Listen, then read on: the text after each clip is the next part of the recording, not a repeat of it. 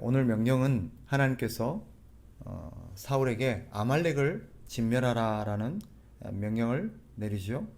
그런데 사울이 그 하나님의 말씀에 불순종합니다.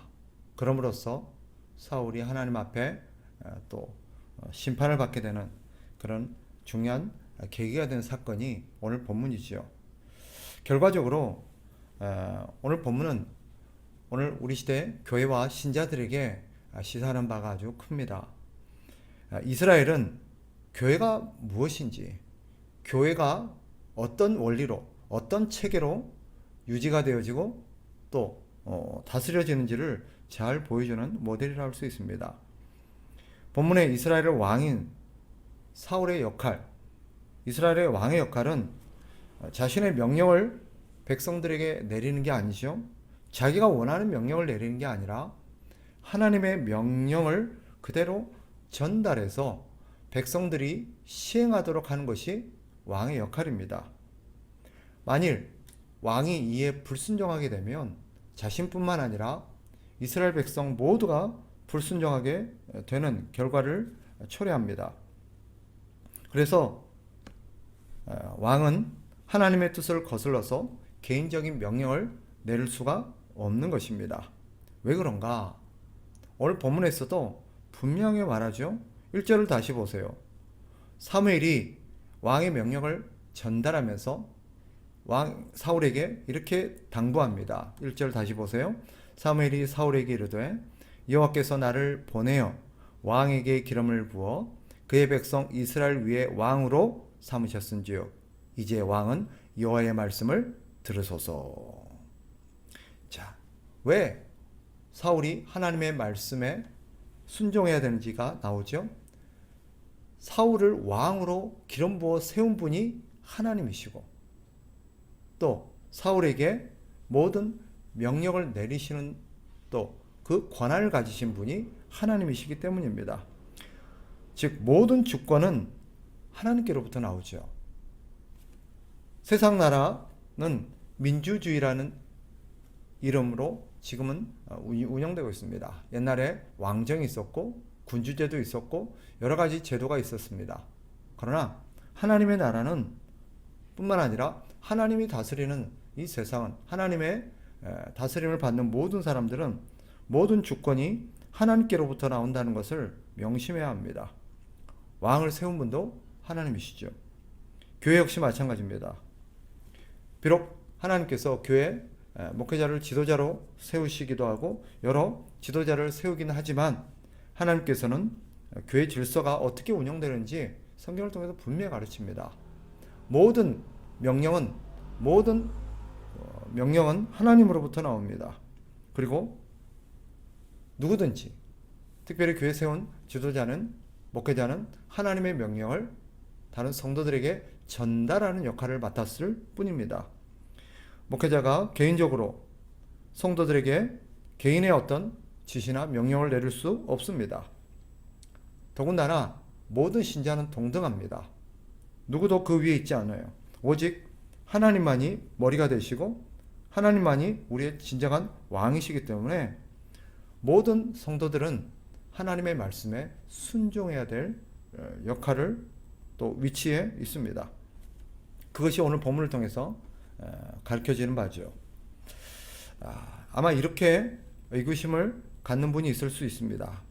아말렉을 진멸하라는 것까지는 이해가 되는데 그렇다고 가축과 여자들 심지어 어린 아이들까지 진멸하라는 것은 너무 지나친 명령이 아닌가. 어떤 면에서 하나님의 명령은 우리의 상식을 초월할 때가 있습니다. 우리의 상식으로 이해가 안 될 때가 있어요. 왜냐? 상식은요, 세상의 기준입니다. 그러니 세상의 기준과 원리로 볼 때 하나님의 명령은 이해할 수 없을 부분이 분명히 있습니다. 상식을 무시하지는 않지만 하나님의 명령은 때때로 우리의 상식을 초월합니다. 우리가 기억해야 될 것은 세상은 상식대로 움직여질지 몰라도 하나님의 나라는 상식에 따라서 움직여지는 것이 아니라 하나님의 말씀에 따라 움직여진다는 것을 우리는 기억해야 합니다. 상식은 분명히 하나님이 주신 일반적인 통념이긴 하지만 하나님의 말씀은 상식을 벗어나고 상식 위에 있습니다. 하나님의 나라는 하나님의 말씀을 따라 운영되어지고 살아가는 나라라는 것을 우리가 기억해야 됩니다. 그러니 우리는 하나님의 명령을 평가한다거나 판단하는 자가 아니라 순종하는 자입니다. 우리가 기억해야 될 게 있어요. 우리가 하나님보다 더 높지 않습니다. 우리가 하나님보다 더 지혜롭지도 않아요. 그리고 우리가 하나님보다 더 의롭다거나 우리가 하나님보다 더 자비로운 것이 아닙니다. 그런 사람들이 자꾸 착각을 해요. 마치 자기가 하나님 위에 있는 것처럼, 하나님의 어떤 명령을 판단하고 평가할 수 있는 것처럼, 마치 자신이 하나님보다 더 의롭고 더 지혜로운 것처럼 그렇게 착각하는 경우가 있습니다. 이런 점에서 그 대표적인 예가 사울이라고 볼 수 있죠. 사울은 그런 대표적인 실패한 사람이라고 꼽을 수 있습니다. 왜냐? 앞서 말씀드린 것처럼 자신이 마치 하나님의 명령을 판단하고 평가해서 그렇게 결정할 수 있는 권한이 있는 것처럼 그렇게 잘못 판단했습니다. 이것이 사울이 범한 큰 죄고 결정적인 실수입니다. 9절 한번 보세요. 9절에 보면 아주 중요한 대목이 하나 나오죠. 이렇게 말합니다. 사울과 백성이 아각과 그의 양과 소의 가장 좋은 것 또는 기름진 것과 어린 양과 모든 좋은 것을 남기고 진멸하기를 즐겨 아니하고 가치 없고 하찮은 것은 진멸하니라. 여기 우리가 주목해 볼 대목이 있죠. 모든 좋은 것은 남기고 가치 없고 하찮은 것은 진멸했다라는 것입니다.